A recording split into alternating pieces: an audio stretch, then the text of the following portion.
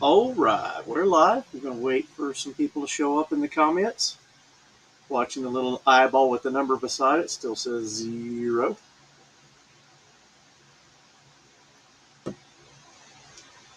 So I know the topic I chose for tonight's live stream was the topic I chose for tonight's live stream was the if you squint it's mint cars. I was planning on pulling some pictures off my hard drive and such today. Did not find that opportunity. I've had a pretty busy day. Had one tech got fired for failing a urinalysis test, and we had one quit last week or 2 weeks ago now. So we're already shorthanded, and we just found out about a week ago that we're going to have about 90 more blades show up that will need our repairs, our tender loving care. Oh, we had one pop in for a second. It's not on there now. There, we got them back, I guess. I don't know. Popped in, popped out. But anyway, go ahead and talk into the camera a little bit, waiting on people to show up. So anyway, the situation at work, we're very short-handed, and we've lost 2 people in the last 2 weeks. Yeah. So anyway, that's confusing to see the number pop up and then leave. People are ghosting my live stream. But we're going to go ahead and it's Brent McMillan. Hello. Welcome to the live stream. Just kind of hanging for a little bit, trying to wait for people to show up. This just went live a minute ago. I was hoping a few fellow YouTube channels would come in as well. I sent out a couple of invites yesterday as I set the live stream up.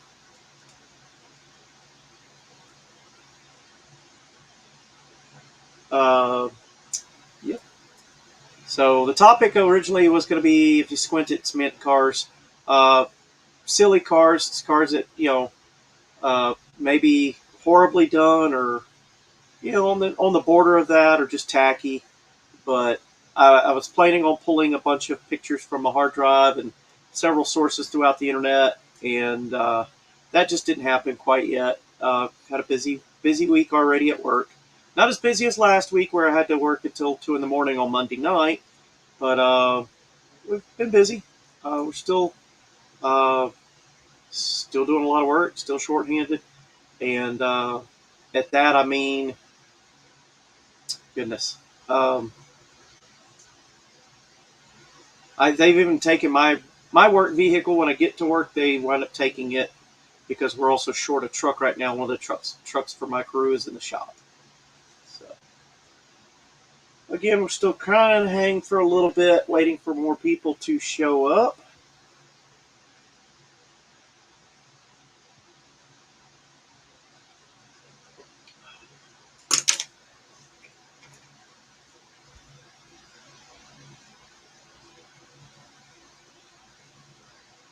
The first 30 minutes of these live streams is pretty rough usually. And if you're watching the recorded version of this, skip to at least 15-20 minutes in, probably 30 minutes or more.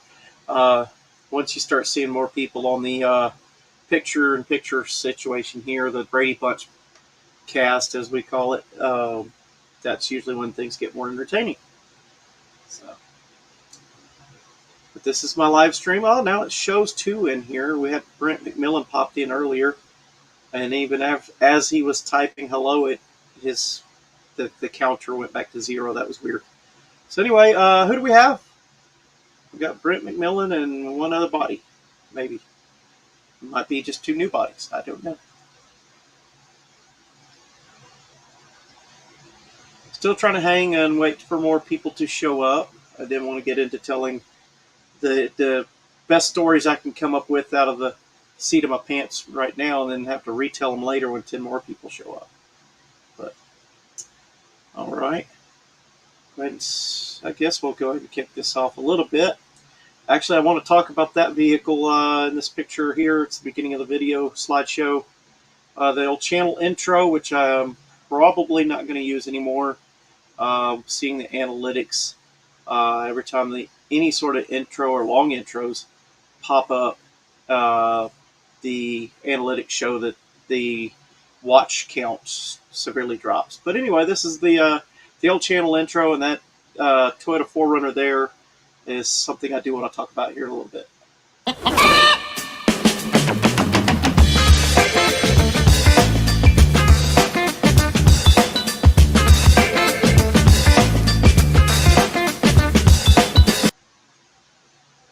And it doesn't play all the way through for some reason. We'll remove that. There we go. Britt, no, I was not able to complete the firewall. I had to patch a little on the passenger side where the piece I was putting in is supposed to go. And then on the other side, I discovered a whole lot more rust, which I didn't cut the matching panels from the donor truck. And so I was kind of made the decision to just start over with some fresh, brand new sheet metal. And I've started working that piece in. I've cut the rusty part out, and now I've got to bend and shape that. It's got a kind of a compound curve. It rolls over and then also bends a little bit at the same time. And so I have a little bit of a time fabricating that piece. I tried once and wound up scrapping that metal and starting over. And then when I started the second piece, I made the opposite bend first. And then I'm trying to get that little bump hammered out of it. So I'm using a hammer and dolly and then some pliers and stuff, trying to stretch the metal. I think stretching is a lot easier than shrinking as far as when you're trying to shape metal. So that's where I'm at with that. I got it partially fitted last night. And then might just use a little bit of heat with the torch or something to kind of help soften the metal a little bit while I'm working it. Of course, I'll have to wear gloves and stuff, but I got welding gloves. So yes, I'm in the process of getting that silly firewall done. It's killing me. I'm to the point now where I wish I'd have just said, I'm going to make it out of fiberglass because I could do that a lot faster and easier because that's a more familiar medium for me to work with. So, yes, earlier I mentioned I had one termination today. I had one quit about a week and some change ago. So we've already been shorthanded, and now we're at a time where we could actually be hiring more people. It's just hard to find good blade techs right now. It's hard to find blade techs in general. Y'all might be wondering why my mustache is styled a little differently today. Usually it's either straight out or in handlebars, and I chose my wife called it the Kung Fu or whatever, Kung Fu Master or something like that. I was actually watching some sort of show. It was probably on Motor Trend, and it was a British gentleman that usually is on a British car show, but he's traveled to the States and was filming some episodes, and one of the episodes he filmed was in L.A., and he went with some of the lowrider guys. And so if you remember that little icon or whatever for the lowrider life, it's got the straight down mustache. So I decided to do that today, change things up a little bit. Some of my workers thought it was kind of funny. So you've seen a few square bodies at your local marketplace. I'm going to go ahead and put that on screen, make it easier. Some few square bodies at the local marketplace, and a complete and reasonably priced fiberglass works too. Yeah, I'm just, like I said, I'm very familiar with fiberglass. I can use the original parts, even though they might be rusty, as long as they're not bumpy. I can use those to make what we call a splash mold. Pop the piece off, build it up with some more layers if necessary, and then bond it in place with some panel bond adhesive.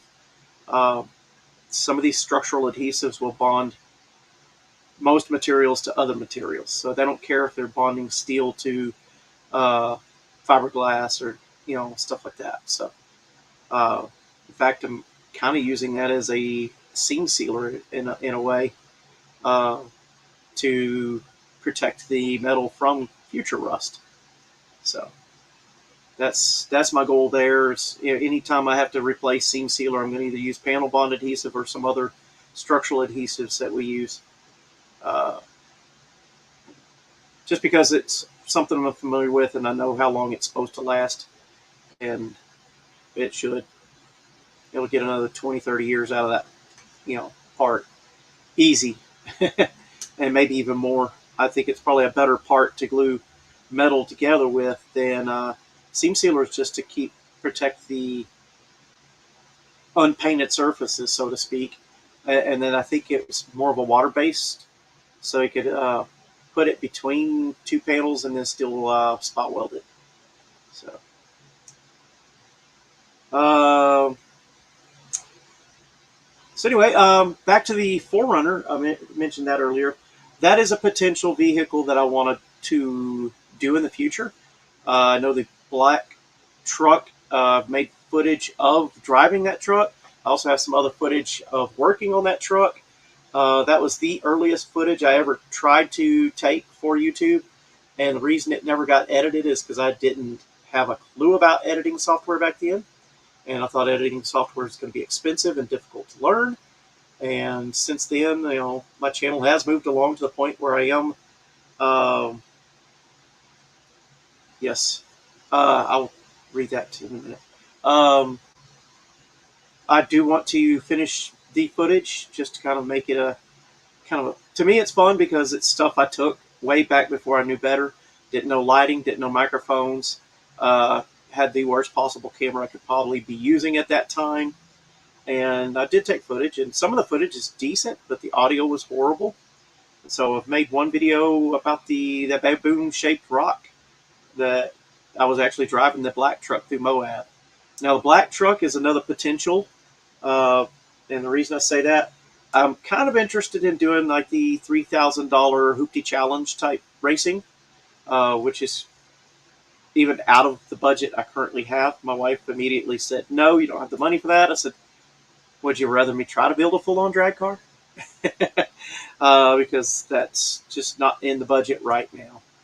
Yes, so Brent McMillan here is saying that the GM started using glue for their door hinges and bedsides in '88, and it worked.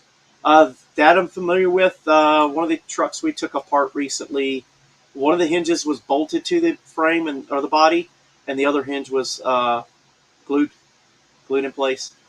And so there was another part we just pulled a pin and lifted the door off the hinge pins. So then it worked. And we've even hit that with a torch and some stuff just to test its abilities to hold. So I was really hoping more people would show up. I mean, I invited other YouTube channels. I know I've been pretty busy. When I'm not on a live stream, I try to be in the shop working. I was out there until almost 11 o'clock last night. And I was making good headway, So anytime I'm making good headway, I'm willing to stay a little bit longer. If I don't feel like I'm making good progress, if I'm just being stupid or getting stupid drunk, which is usually the case. If I've had too many, then I just call it a night. But, last night it took me 2 hours to drink one beer. It was a warm beer by the time I finished. So I knew I was definitely making progress because my hands were very busy. So like I said, I was trying to form sheet metal into a compound bend shape. So, and that's something where I was like, man, I could have just thrown some glass at that and it would have made that shape in a heartbeat. So, anyway, that's my regrets there, I guess. I could definitely make it any shape I want. Basing it off of what the original panels are, I could still go back and change stuff a lot quicker with the fiberglass. So, speaking of which, I even had to get some expired materials out of the van last night because I noticed we have somebody on our site auditing our repairs right now, and he kind of stared kind of goofy-eyed at that particular chemical. I brought it back on site because we'd ran completely out of one of our chemicals. In fact, it's not expired so much as the hardener has expired. The can itself was fairly new. I think it doesn't expire until the end of this month. Let's say fairly new. Still wasn't expired, and it was a brand new can of resin. It was been stored pretty well. but the hardener expired almost a year ago. It still worked when I did test it the other day. I tested it on one of my own little side panels, something that didn't matter. And fortunately for us, the new chemicals came in, so we were set to go. But like I said, the auditor was kind of looking awful strange at that particular chemical the other day. So, and that's kind of how I get to use, some of that stuff if it's time to get it off the site because it's expired. That's kind of stuff I try to use for my projects because, I don't have to warranty the work if it's me who is the customer. So, we got 3 people now. So I'd like to see who else is in here. Maybe pop in with the comments section. But anyway, I mentioned the 4Runner and I mentioned the black truck. Like I said, the black truck actually is in some of the footage, even though it didn't really show the truck because I was in it driving it. The gray truck has been in some of my earlier footage and carried the channel for many years. I believe that video probably has 20, 30, 40,000 views now. I don't know. It still gets a good number of views. I do have a couple modern long form videos that are beating it out, and my short forms always beat it out because just for pure view count, not for hours viewed. And of course, shorts don't count towards our hours viewed. You'd have to have 10 million views in 90 days to get monetized on shorts. And I'm no dudes with wrenches, so I do my best annotation or inclination of my voice when I'm talking, especially in shorts. I try to be not super excited, but as excited as what's natural for me when I am excited, I guess. I'll try to be that character of me when I'm on shorts. So, two ATVs for life. Hey, how you doing, buddy?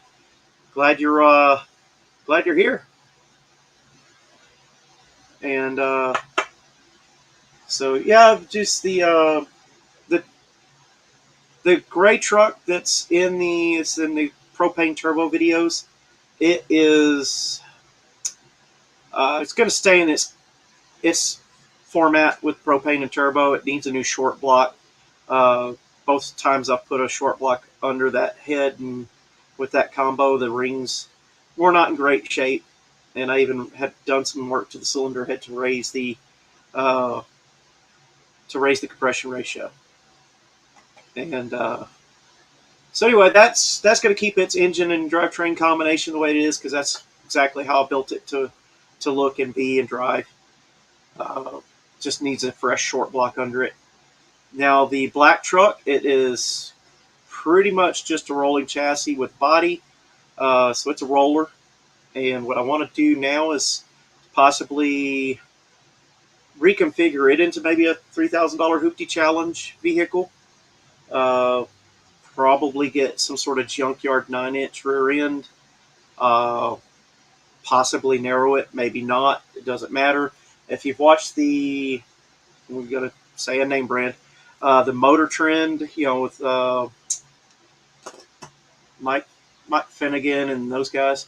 They did a $3,000 Hoopty Challenge a while back, probably a couple of years ago now. But anyway, I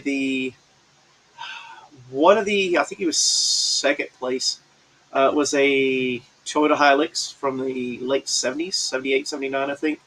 He took an LS and swapped it in there, and I think he puts, some kind of, somewhat more modern truck rear end in it because the Toyota rear end was not going to hold up to that LS type power. So, I think he did a lot of the work on his way. I think he lived in Vermont and did kind of a cannonball type trip. I don't know if he was doing it on YouTube or Instagram or some sort of live streaming format where he did a lot of videos on his way there, would stop at different people's places or shops and, wrench on his truck, and he made a wide flared fenders and stuff for it. Kind of a ridiculous looking truck, but at the same time, it's like, it was so ugly, it was cool. And maybe it's just because I'm partial to the Toyota trucks too. So I'm thinking maybe if I take the black truck, it's a rolling chassis, and probably get some sort of junkyard LS engine and stuff like that in it, and get it to one of those Hoopty Challenges, If anything, I don't have a lot of money in it, and I could take it drag racing or I could take it off roading if I want. Either way. Another thought to that is before I take it and tear it up, I want to pop a fiberglass mold off every panel on the body. You know, the truck bed, the doors, the cab, as well as the front fenders. And that way I have those fiberglass molds to make spares off of later. Yeah, I'm pretty partial to my Toyotas. I've gotten a few over the years. So just in one of my videos, I kind of show the whole collection there. I've got the 82. That's the round eye. Of course, it doesn't have headlights on it right now. That's the black truck. The 83, which is the gray truck, which is rectangular headlights. And then the 4Runner, which is an 86. That is the first year of that body style. So I have all three of those that are in that video. And I've had 3 Toyota Supras. I still have one of them. It's mostly put together, just never got it wound up needing a standalone ECU. And I never got that together because I deployed and parked it at my parents' house. And there it sits now with a pine tree growing between the front bumper and the hood. So it's going to be a careful extraction later. And that's another option. You know, if I wanted to make a drag vehicle, that car was pretty much being built to be fast. You know, at least it's a 2-wheel drive, 2-door car, coupe. So, 22 RE, slope it always goes. Yeah, they're pretty durable. I mean, I've driven one with a blown head gasket. I think I drove 3 or 4 hours worth of drive, what it would have normally been drive time. It took me most of the day because I was having to stop in every town and find a water spigot and fill up every possible water container I could have. And every few miles, I would stop and pour water in. Eventually, and the alternator was broke. So eventually, when the headlights had to be on, I was running off of a jump box at that point. The battery was completely depleted to the point where I disconnected the battery and was just running off the jump box. I don't remember. I think I was even having to push start it again because the jump box was getting so dead. By the time I pulled into the last gas station, the ignition was no longer willing to fire because it, was running no alternator off a pure battery.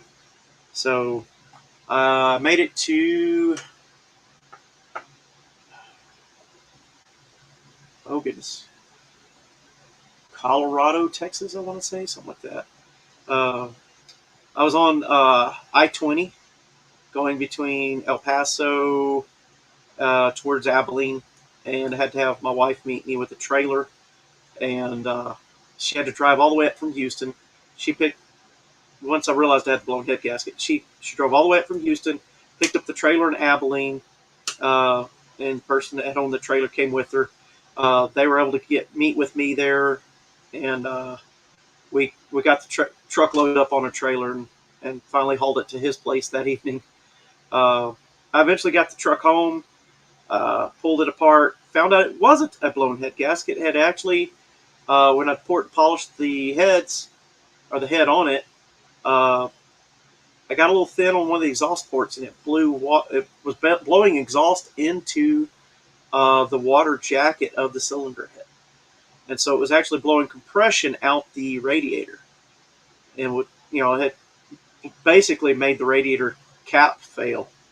So 2.7 is a tank, 3.0 is a boat anchor, 3.4 is a beast. Are you talking about the 22R series or the 7M motors? I know the 7M's a 3-liter inline 6, but I know the 22R is a 2.4 liter. So, which they're pretty durable. I think he's probably talking about the old V6s for the 4Runners and slightly newer like the Tacomas when they started naming them. 96 T100. I had that's a unique thing. I don't have many pictures of it, but it was a Toyota Sunraider. It was on a 1986 chassis. They sold them.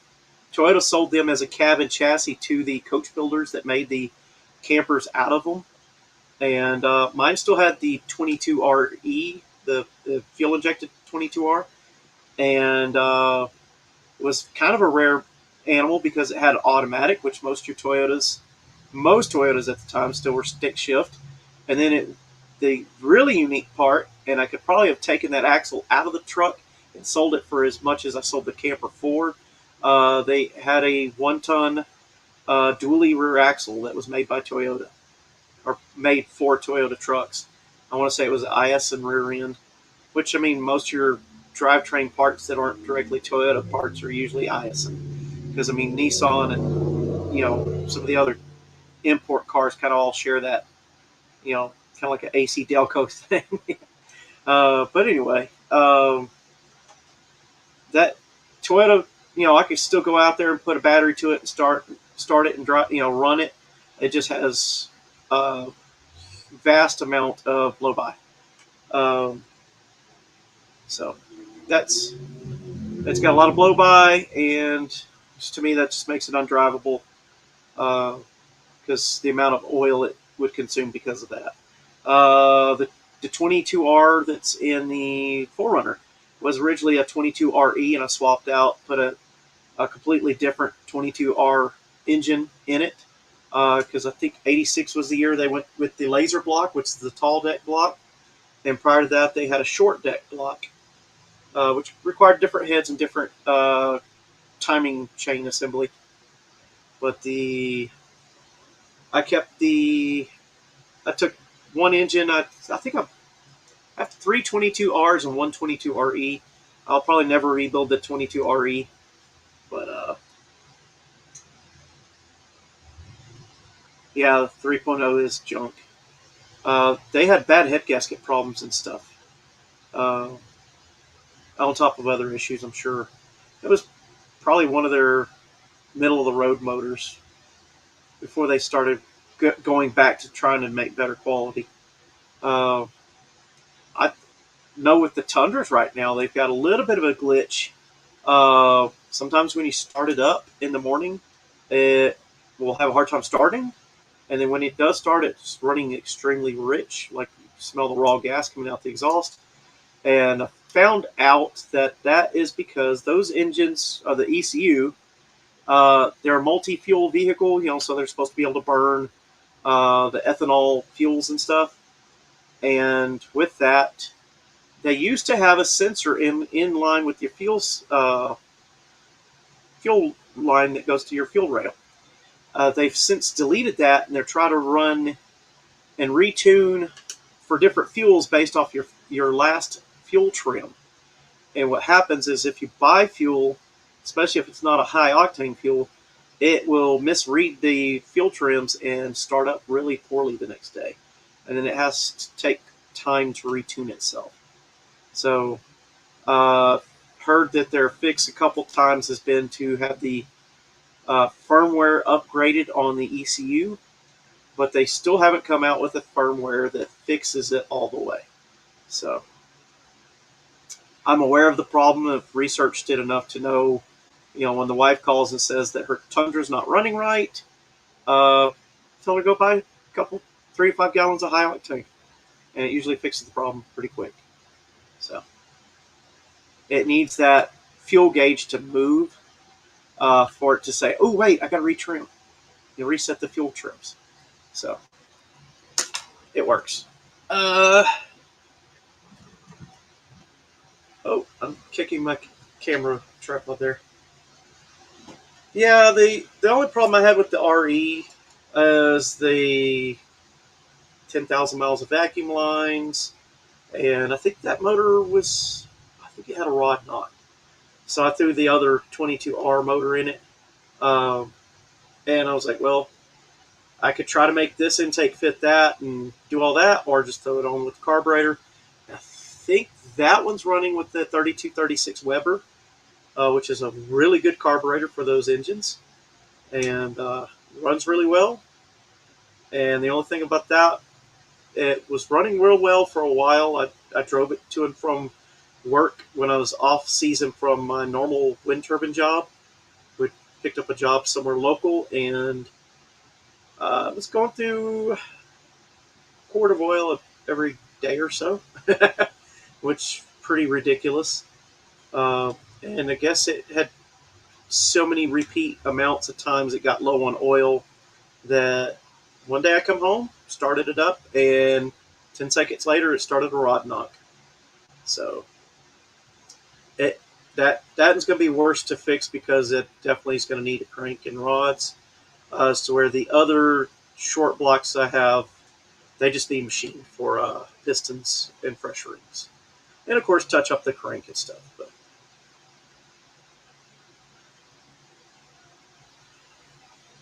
2.7 is a favorite. It's just enough of an upgrade.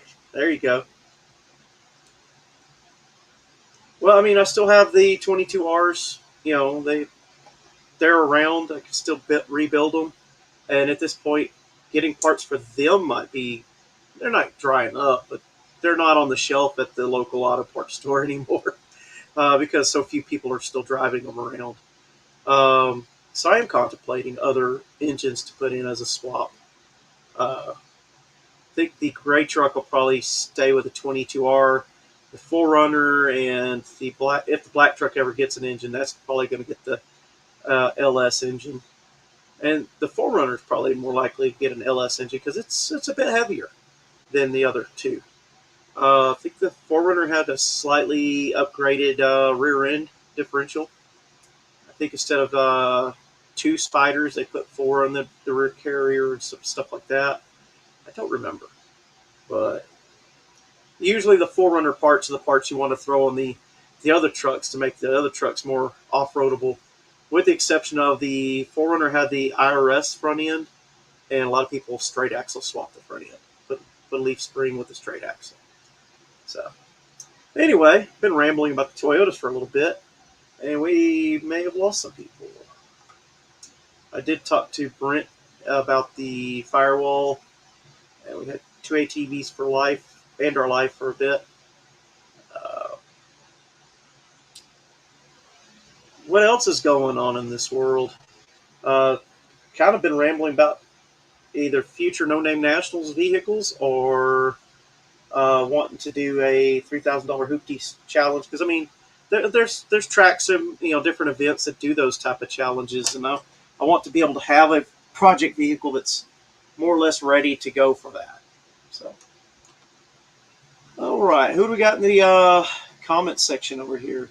Other than this guy, see two eyeballs pointing back at me here on the screen.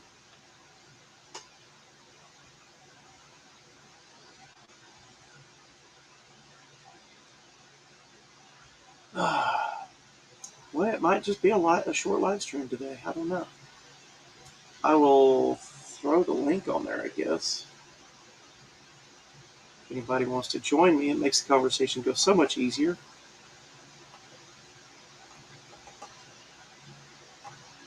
And I'll jump over to the YouTube side and pin that comment.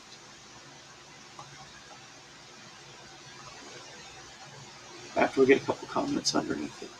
Just got to scroll up. Oh, I didn't send it yet, did I? There we go. Brent says he's on the phone call. Check in later. Oh, work call. Yeah. I understand about that. I had two 1 hour long phone calls today. And on top of other calls and interviews I had to do. So, all right. Well, it shows to be 3 people in here. Of course, it can always be a little off. It jumps back and forth.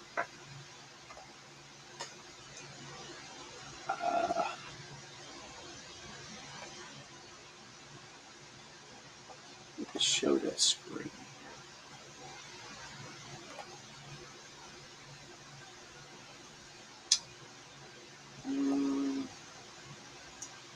No, it's hard to let me. I'm trying to get to a picture of the vehicle that I wanted to share.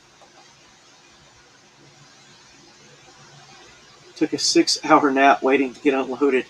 Whew, yeah. I take it you're a truck driver or what?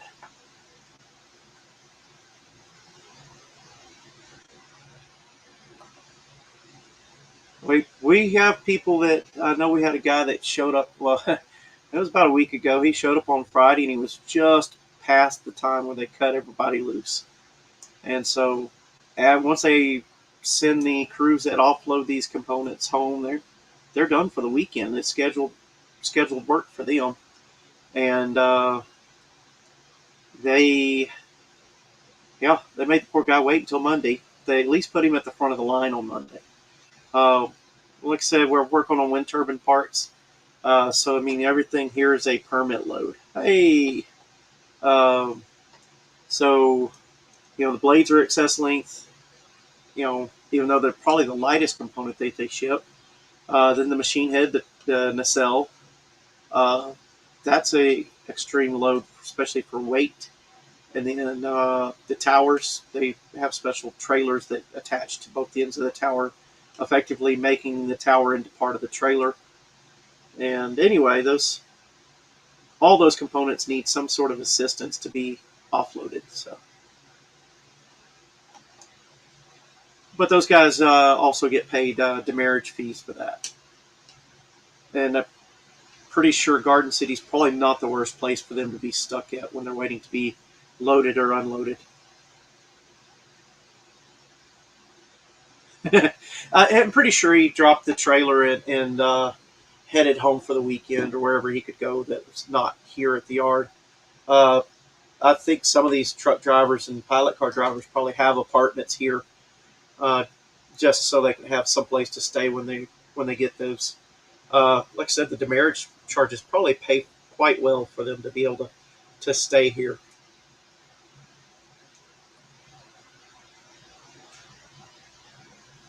Some of these trailers are extremely hard to drop too, though. We had a truck break down. They just loaded him full of tower, and it was a base section, so those are pretty heavy. Well, these guys they get demurrage charges for one. They get paid for those delays in some form or fashion, as well as those trailers for these components are quite expensive. Uh, but I mean heavy load permit trucks.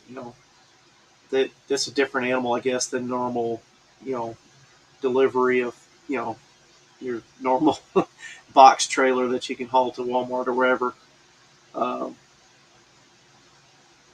and one of those guys, I mean, he was telling me he carries every tool and spares so he could do an in-frame rebuild on his truck at anywhere he needed to. Owner operator, huh? You would have just dropped the trailer, not my problem. Head out. But all right. Yeah. Mandy was talking about the possibility of either the Forerunner or the black truck as a possible $4,000 Hoopty Challenge drag vehicle. So Scott and I chatted a good bit about Toyotas there.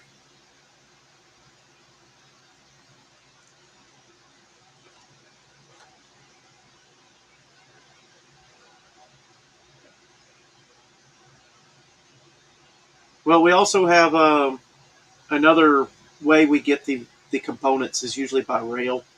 We're an active rail yard. Do we have tracks that are, once they pass a certain line onto the property, all those tracks technically belong to us, the landowner, and have to be maintained by us as well. But um, it's kind of neat, being part of an active rail yard if you're a train geek. But I'm only a little bit of a train geek.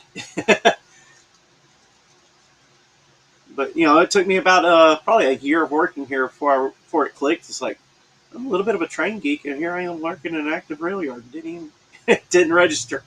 It's just one way we get components, and now I'm on a list where they tell me what components are coming and when, so I could start prepping for repairs or what have you when stuff comes in. Typically, everything that comes in has some sort of damage or it needs an inspection. At the very least, we have to inspect to see if it has damage. So, and Mandy loves her Tundra, so which is another Toyota in our collection. So I've got the three 4x4s, her Tundra, and the Supra, which is made up of two other Supras worth of parts. I've taken the best parts off of each one and collected them together to have one really crappy Supra. Well, it's got a lot of nice parts, performance parts and stuff that I collected. So, yeah, one day, eventually I'll get back around to working on that car. So that day might be coming soon. Uh, Eventually, when I get the body work completed on this truck, uh, right now I'm doing mandatory. To me, it's mandatory because once I put that engine and transmission in, there's no getting to that firewall. So I'm trying to fix the firewall now, and then at a leisure, at a leisurely pace. A door here and a door there, and a fender here and a fender there. Eventually, four doors and two fenders. I'm going to run out of stuff to hopefully fix and get it all painted all the same color. So, and then there's some other stuff to do, some interior and such. But I've collected an entire interior from a Suburban. So I have captain seats up front now available for it. I have the console that fits between those, and a 60-40 split back seat, which I realize is kind of ironic because I don't need a 60-40 split, but it's matching upholstery. And the back seat's actually in better shape than the front two seats. The front two seats, the base of the seat where you sit on, is a little threadbare. It did have seat covers on it at the junkyard, so I pulled the seat covers off as I was buying it. And I don't even think I went straight back to the hotel from where I was working at. I went to the Walmart, bought some upholstery cleaner, and ran to the next car wash and pressure washed and steam cleaned type. Did my best to get every stain I could out of those seats. So, and then took them to the hotel, wrapped the metal base parts where it bolts to your floorboard, wrapped that with some nice rags and tape, and proceeded to use those in the hotel room as my seats in the hotel until I was done at that site. And now they're sitting here in the garage next to my truck.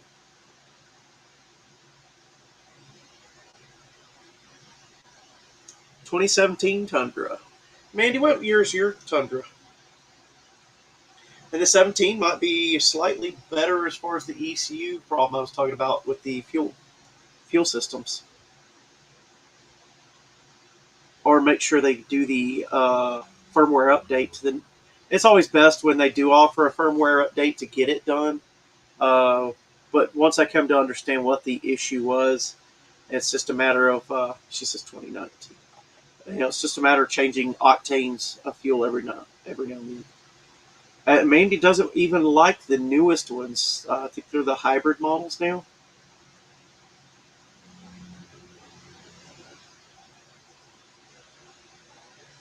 And that's the other factor is it when the temperature change affects it more. And again, it's the fuel trims, and it's not retuning the fuel trim and temperature to match at the same time. So anyway,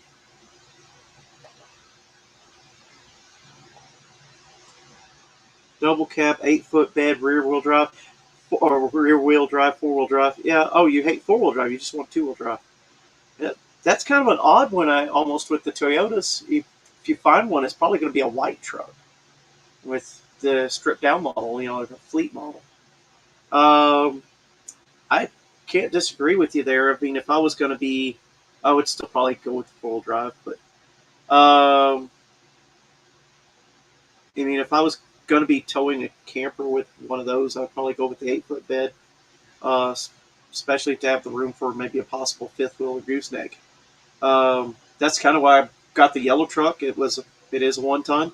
They only made the crew cabs in 1-tons, so I knew when I saw it that I was looking at a 1-ton truck. And I jumped the gun and bought the first one I found. I kind of wish I'd have hunted and searched for one that was in slightly better condition, rust-wise. But in my own words, with my truck, it's just a little bit of sheet metal. They sold all the sheet metal available for that.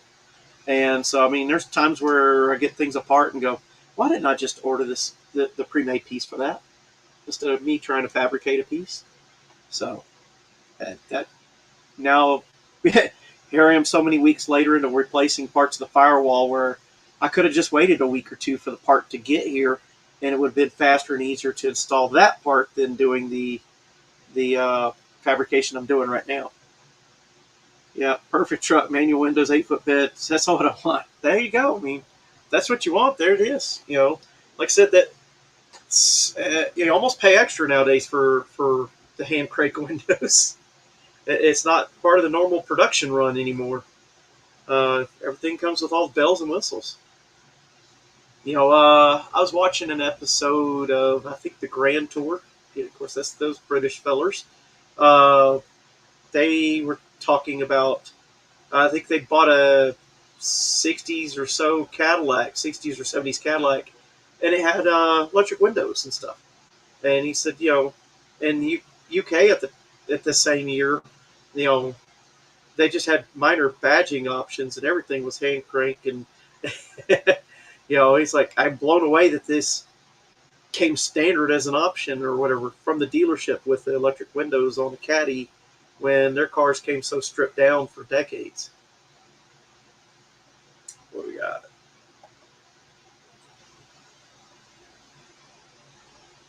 Bling don't mean a thing. That's true. It just, in a disposable society that, you know, people that like me, we work on vehicles and, my truck's going to have manual windows. In fact, I've bought rear doors off of a Suburban. Those came off the Suburban in a junkyard in Houston. But the rear doors off the Suburban had, because it was a Suburban too, had the electric windows. And my truck didn't have provisions for the electric. And I was like, you know what? I have the cranks off the rear doors. Pretty much every one of my doors has some sort of either dent, major dent, rust, a severe amount of rust, or something wrong with it. So all the doors are going to eventually get replaced. But anyway, the one door that from the Suburban that I put on right away, I put that one on pretty quick because where I was staying at, I felt I needed to keep my truck doors locked. And so I put that on because the passenger rear door would not lock. Something was broke inside the door; it was missing a piece. So I chose to go ahead and slap that Suburban door on, and then at a later time and date, I took and converted it to the hand crank windows. So it's just the truth. I mean, simple vehicles last longer in the end. It's fun to say. I was just starting that with, it's kind of a disposable society now. Everybody wants to just get the newest, latest, greatest, and well, if it starts breaking, they just get rid of it and get something new. And I've noticed in this town the amount of carbureted cars running around on the streets from that bygone era where everything was carbureted, or very few vehicles were fuel injected. Um, there's a lot of those cars around this town, and they're still here. So somebody's still wrenching on them and storing them in a garage or a barn or something, keeping them in good shape. So in the summertime when there's no road salts and stuff out, they pull those cars out. This car show season here. I missed the last car show that I meant to go to. Uh, it was Rumble in the Jungle.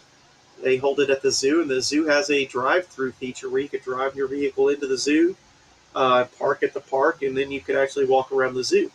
Well, during that car show, it's primarily people coming to the car show, but they do give a good chunk of those proceeds go to the zoo to help them feed the animals. And the first time I went to that car show, I wasn't aware that zoo was even there. So I was driving along and saw a bunch of cars on the side of the road, and I recognized a couple of the cars because I'd driven one of those cars, several of those cars in the local parade. And found my way to it, or made a phone call to the guy that owned those cars, and he told me how to get in the gate and all that. And I showed up, and I did take some footage of that car show, and I will eventually edit that footage into some sort of usable footage for YouTube. Meant to go this year and was going to take fresh footage, and so I mean I got different skill sets as far as taking video now, and I also knew that there was going to be copyrighted music playing, so I had some backup plans for that. Last year I just turned my microphone off and didn't get any audio. This year I think I was going to turn the microphones on, record myself talking, and then use that to take notes to be able to dub my own audio over it.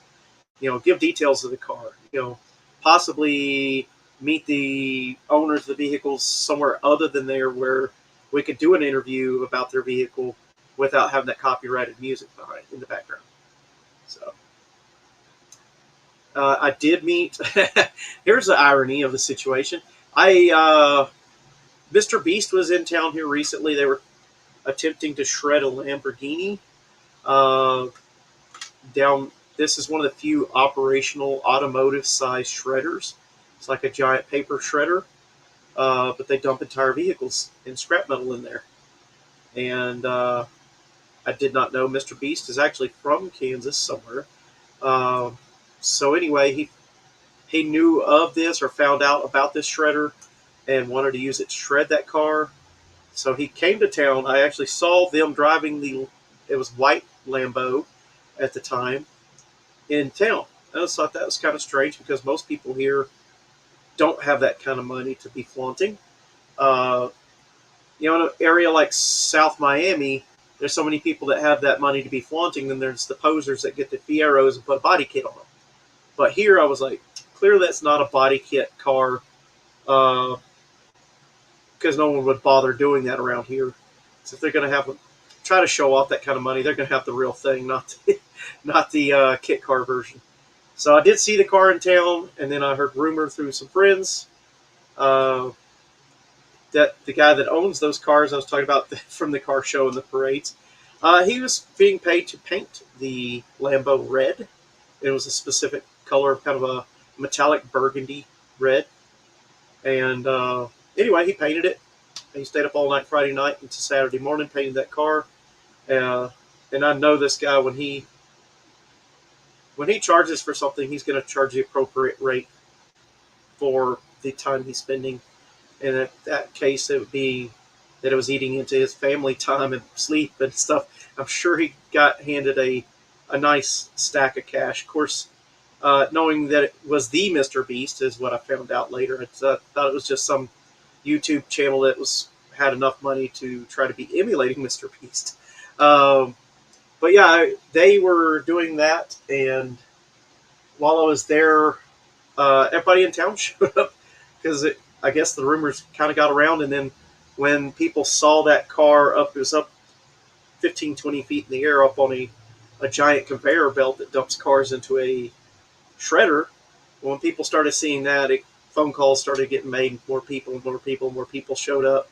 The cops had already closed down the streets around there, and that just made things worse because now it turned into a foot parade. People just parked anywhere they could within walking distance, and they just walked up and down that road, and everybody's standing there. Well, they had enough security to kind of politely ask you to not walk into this field there that was adjacent to it. They didn't want anybody getting close enough to take good pictures and video. Ultimately, they didn't want anybody taking any video or pictures of them in the act of shredding the car because they'd already put out the money to buy the car, paint the car. They'd also, what I later found out, had paid the money to paint that shredder and the conveyor and some other things around that salvage yard. And so they didn't want anybody getting that footage for free. And I understand that. Their security guy kind of politely, he's like, yeah, we paid for the money to do all this. Why are we going to let y'all get this footage for free? That's a good point. He was asking people to put their phones away. Obviously I showed up with my YouTube channel camera, which is a cheap camera, but it's the best camera I've got. So yeah, I went and put the camera away, and I was like, well, I don't want to miss this. He said, no, they're contemplating canceling all this. Long story short, they eventually had the police escort everybody out of there. and then the two property owners adjacent to there that could see it were paid a handsome fee to not film it. And one of those families decided to be buttheads, and they took footage of them getting the money, and they also took footage of them filming the car getting shredded, and then they put that on their Facebook page that evening. So some of the locals here were pretty upset about that.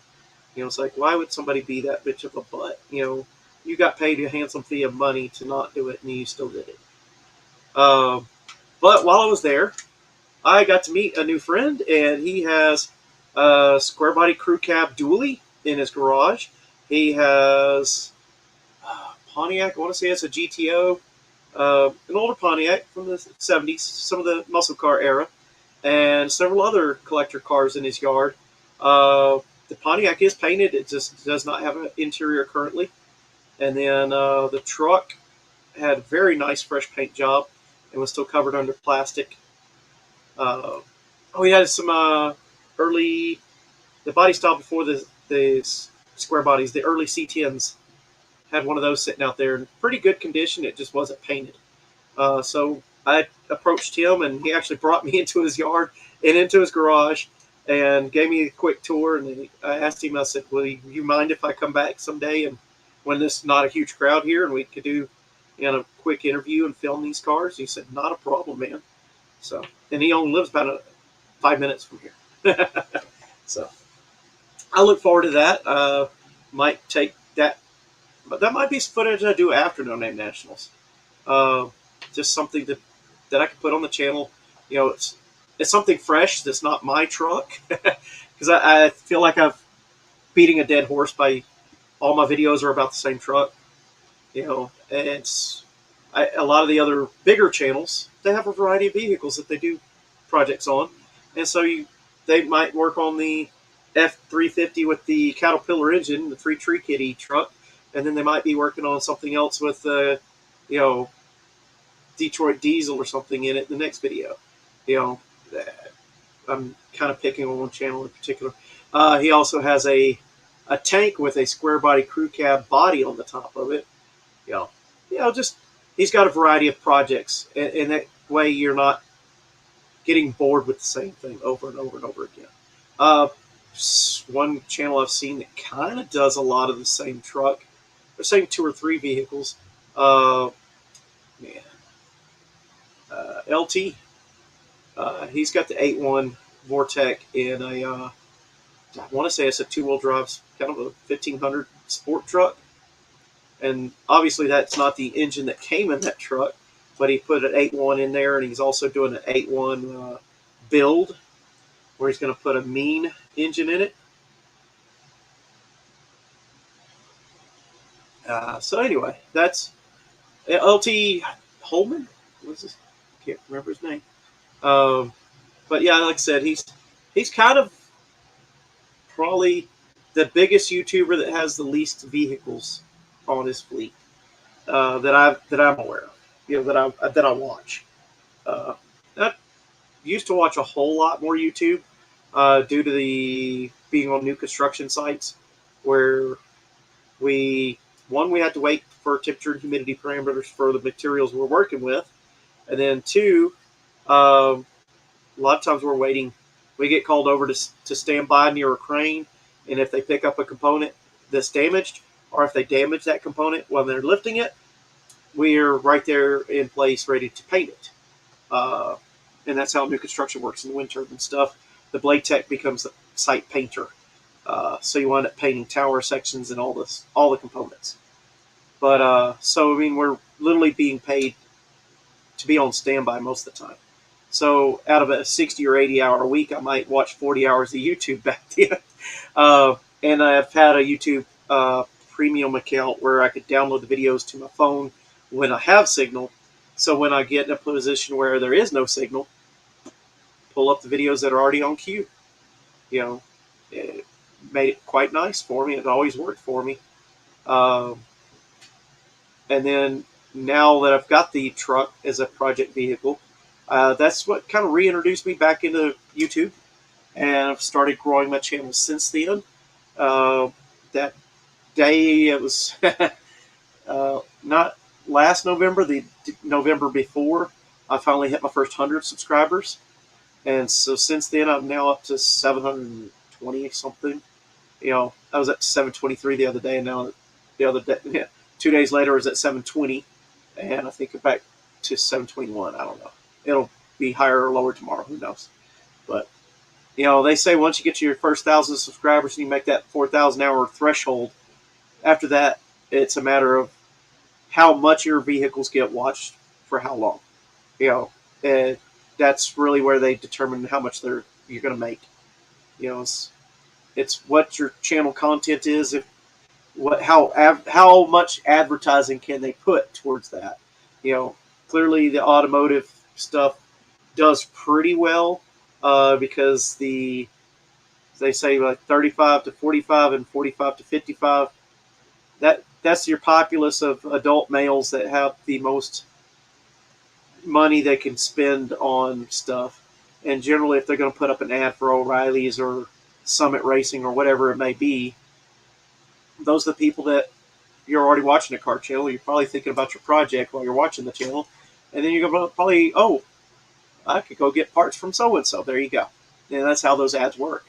So that makes YouTube, or what do they say, the lube tube, that makes the lube tubers pretty good on the money wise there. It's not. First I thought, one day I'll probably be monetized and be making, I don't know, $1,500 a month. Well, that still doesn't pay my bills, but I mean, it would get towards paying for car parts and stuff. That being said, now that I'm getting closer and closer with the guys from No Name Nationals, and some of these guys have been monetized for a bit, and they might get a check, $100-$150 every month or every other month or every 3 months. So long as their videos are getting viewed, they'll eventually get a check again.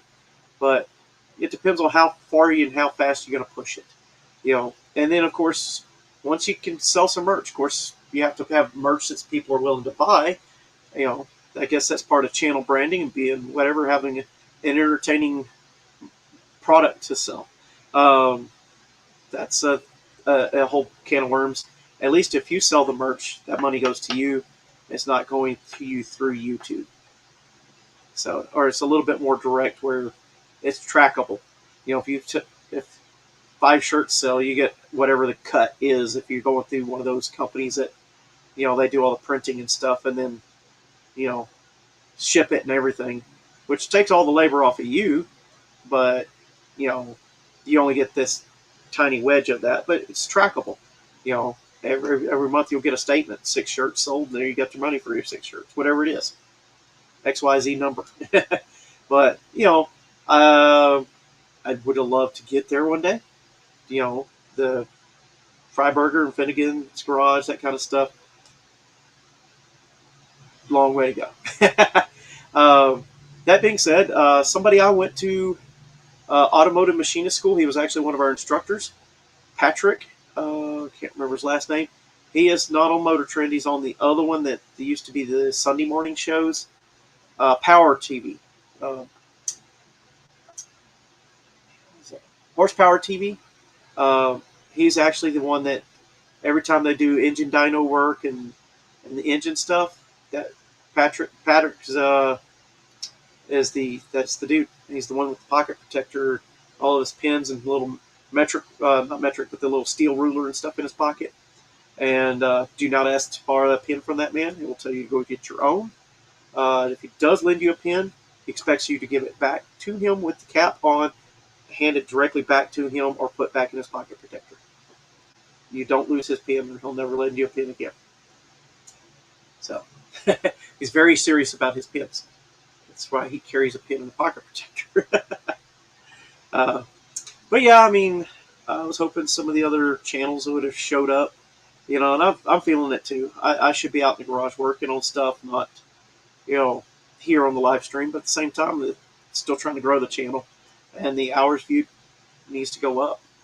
I've got a long way to go. I'm closer to the 1,000 subscribers than I am to the 4,000 hours of view time. I'm at 1,200 and some low change. But I mean, just a little bit ago, probably 2 months ago, barely broke 1,000, the first 1,000. So that was fun. That was a milestone, and we'll still have many milestones to go to get to that ultimate 1,000 subscriber and 4,000 hours of view time. Pocket protectors are old school. Some people still use them. Yeah. So, it's somebody I know that is now on TV shows that I can go, I know that guy. I'm familiar with this. That him walking around with that pocket protector is not an act. That's him. So, and he's very he crunched the numbers really quickly in his head for the diameter of the bore and the length of the stroke and the combustion chamber. He can calculate that in his head without a calculator. Might take him about 30 seconds, but it'd take me longer to write those numbers down and go find a calculator than he could whip out that number out of his head. And maybe he's partly because, I mean, there's Chevy, there's Ford, there's Dodge. Those are your main three. He's probably memorized every bore and stroke out there, and just, okay, that's going to be this many cubic inches, and then bam, figure out the CCs for the combustion chamber, bam, pops that all out, and he'll know the approximate compression ratio. He'll know the cubic inches really quickly, and then he'll ask you questions like, well, what heads are you going to put on? They AFR heads, or they dart heads, or the Vortec, the fancy factory heads, that everybody wants to get from the junkyard. He'll know those details and just, that's going to make about 450 horsepower and maybe 475 if you put this or this cam in it. He's sharp with those. You can't trip that guy up. And if you say a number wrong, he's going to call you out on it. Well, that engine block's never available in that. You can't bore it out to that size. Are you doing a sleeve? If you make a number up out of your head, he'll pretend you didn't make the mistake, or he'll call you out on it in one form or another. So the guy was pretty sharp that way, and he's in his line of work. So, some of these guys on the TV shows, to me, especially that power block type, whatever TV, some of those guys just seem more like an actor that, he's a dude, he must be interested in cars or trucks. We're going to put him on the show. They do a little bit of parts changing. They bolt some stuff together, and there's a couple scenes where somebody's welding something, and it may not even be them. And then there's other ones that I think do a little bit more of that work. I think Ian from I think it was the 4x4 show that was on Power Block. They got the spiky hair. I think he generally did some more of his own welding and fabricating on that show. And then the young lady that was on that show with him, I believe she died at the Bonneville Salt Flats a few years ago, which was a pretty tragic situation. But, she was taking what she thought was an appropriate risk for what she wanted to be doing. She did something she loved. So, had an uncle years and years ago now, struck by lightning while fishing. Man loved to fish. If he wasn't at work, he was at somewhere fishing. So, no one could deny he was doing something he loved when he passed away. So, and he was famous for saying stuff like, you'd say, hey, it's about to start raining, you want to head back? Man, those fish don't care, they're already wet. And usually when a storm's rolling in is when the fish are biting the best. So he had the corner on that one. But his brother convinced him, hey, when you see a storm rolling in, that's not just rain, that's got some lightning in it. His brother literally just gotten out of the boat, was backing the trailer up to the boat ramp, and he was standing there with 1 foot in the aluminum boat and 1 foot in the water. And the lightning struck the lake very close by there. So anyway, we're at an hour and 10 minutes. Looks like I still have 2 people. I think I peaked at 4. I was hoping for more viewers this week, and maybe everybody from the No Name Nationals group is trying to tend to their projects as well. And I think I'm going to go ahead and call it. And thank you everybody for coming. Uh, and I'm going to go ahead and use the rest of my evening to go get in the shop and try to fix that firewall. The sooner that firewall's in this truck, the sooner I can get that engine and transmission in there. Very informative. I know, just rambling, honey. Uh, but yeah, I mean, there's a lot to do and a lot that I want to do. There's a lot I want at the very least, I want the channel to start paying for the parts. So maybe I could build these projects a little faster because I'll have more parts to put on them instead of having to fabricate the pieces from flat metal. All right, thank you guys for coming, and I'm going to go ahead and end this live stream.